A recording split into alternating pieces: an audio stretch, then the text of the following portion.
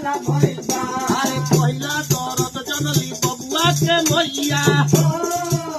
अरे बबुआ के मैया लालनवा के मैया पहिला दरद जनली बबुआ के मैया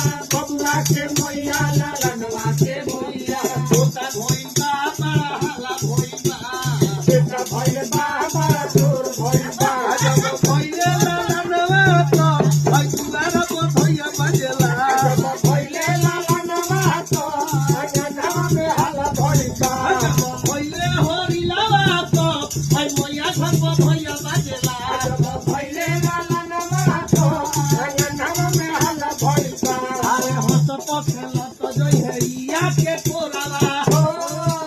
है इया के कोरवा अपना बाबा के कोरावा खेलत गए इया के तोरावा अपना बाबा के तोरावा है छोटा भइबा है बड़ा छोर भइबा हाला भइबा बड़ा जोर भइबा जब भइले लाला नवा तो भाई मैया घर को भैया बजेला जब पहिले लालन